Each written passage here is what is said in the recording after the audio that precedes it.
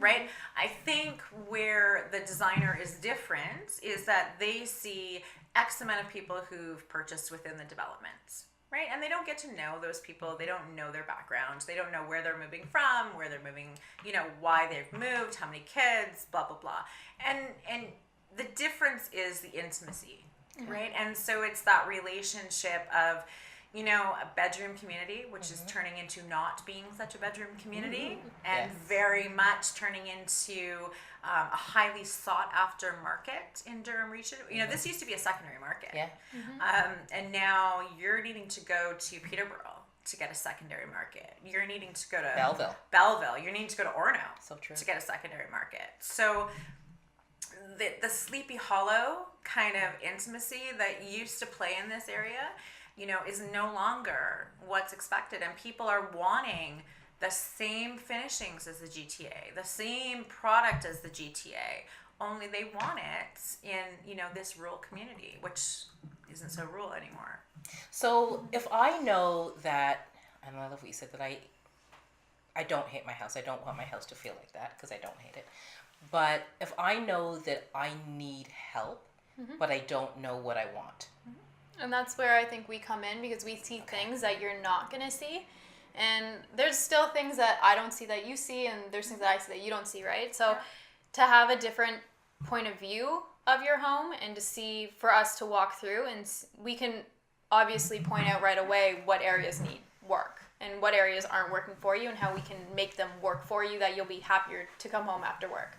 I've had apartments or condos that I've come home every day and I'm like, oh my God, I don't want to be here. It's kind of like depressing because you're just not happy with your home. So for us, I think doing the design that we do or helping our clients and for them to love their house again is what really makes us happy at the end of the day. Absolutely. I guess. Okay, so I'm going to throw something out to you, and it's kind of like firing line, but I love the whole Mad Men meets Jillian Harris. So here's how it works. I'm going to give you a room, and you're going to tell me what the Mad Men aspect is and how you're going to Jillian Harris it. What if we fail? Shh. You never fail. Okay. Fake it till you make it. Alex.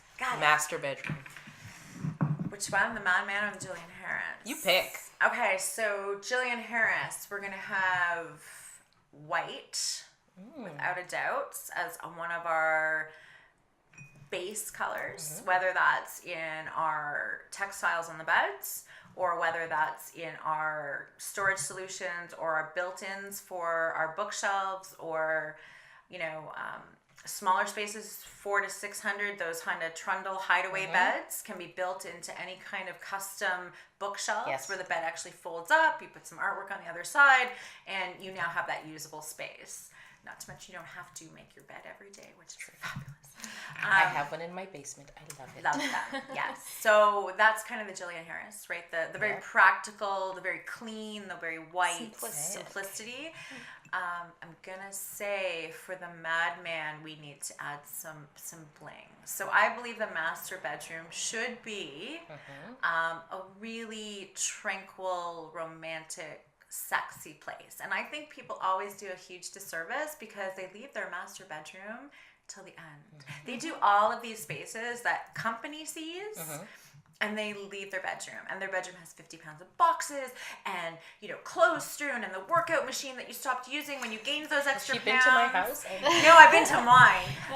And so that's what it has in it. And I think you need to really make that your space, because at the end of a long day, you need the candlelight, you need the edginess, you need the bling, you need the sex appeal, right, to be able to offset the function of the fact that you needed that trundle bed because you live in a 600 square foot apartment, right? It's all about storage. I love storage. Okay, I'm gonna give it to you now. Main bathroom. Oh man, okay. Once again, Jillian Harris, she always uses Carrara marble. Or not marble, what am I saying? Quartz. The quartz. Yeah. And I think that just adds sophistication to any room. It doesn't matter whether it's a bathroom, mudroom, or kitchen. I think it just gives you that level of sophistication that everybody strives for. So having simple, probably white cabinets with a pop bling hardware or anything like that, I think that would really... Even gray. Grays. Yeah, grays are always big. Grays are only getting bigger. And people love gray. So And what's the Mad Men piece? Mad Men base? See, for me, I love old school design. I'm all about antiques and everything. I would probably throw in one of those lacquer black cabinets, vanities. Go with the golds, the silvers, a lot of metallics. I find really integrate back into the Mad Men style.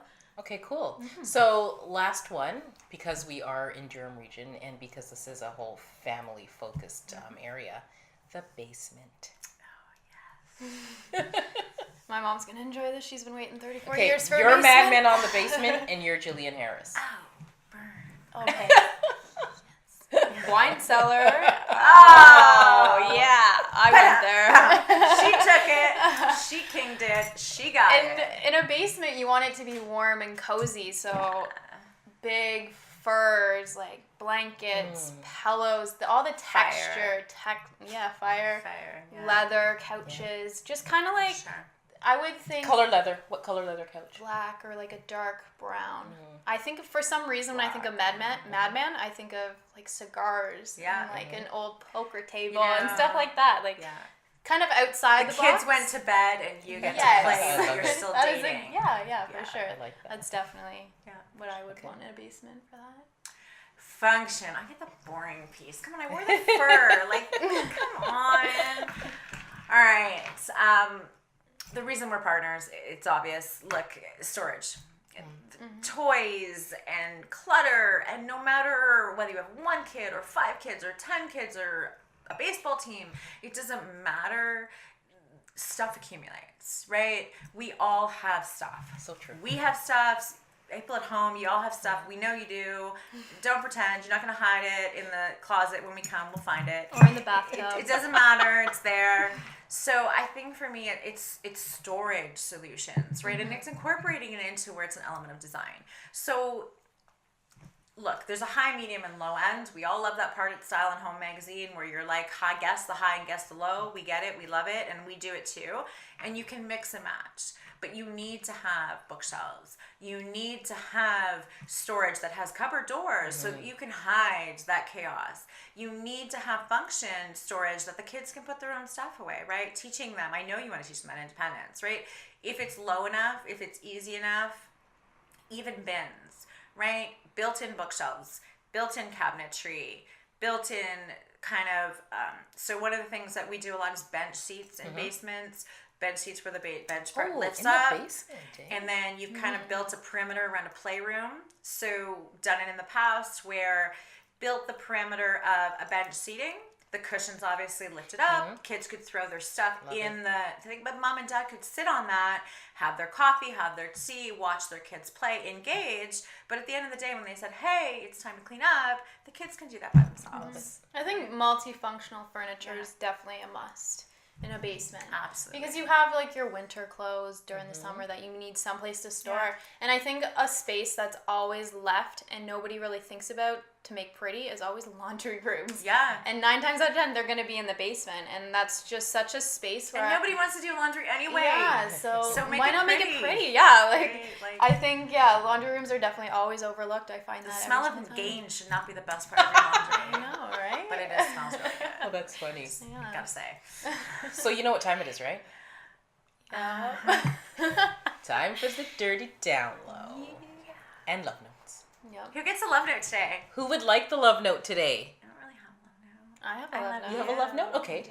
Hit me with it. Okay, so my girl boss, Danny, I'm going to call her out right now. Hi, Danny. She quit her job earlier this year and has come out with her own lash line. And Oh, wonderful. yes, so she texted me the other day and she's like, anytime I have to do business stuff, I'm always like, I want to be like Melly. And I'm like, you're the cutest person. I'm like, not only because you're like one of my best friends, but like, it's nice to hear things like that. Like, once again, like going back to the previous one that I said before, it's like those little appreciations. You're kind of like, I'm making it. Like, I'm making steps. You're making to get waves. to Danny, where we're I'm also at. expecting free lashes And, for speaking the next of- 40 years. About lashes, like these girls have their lash game on. I feel so naked. Like, oh my gosh. Like, Yeah. look at, yeah, I see you. Yeah. I see you. I see you. There's, it's kind of like the practicality, right? It's really, I only do them because I'm too lazy to like put makeup on. So do you have the Russian lashes, or do you have the like which lash thing did you So do? my lash girl is amazing. She's in Scarborough. Yeah. Raquel, hello, we love you. Mm-hmm. And honestly, I walk in and I say I need to look like a poofy squirrel. And I need to look like a poofy squirrel.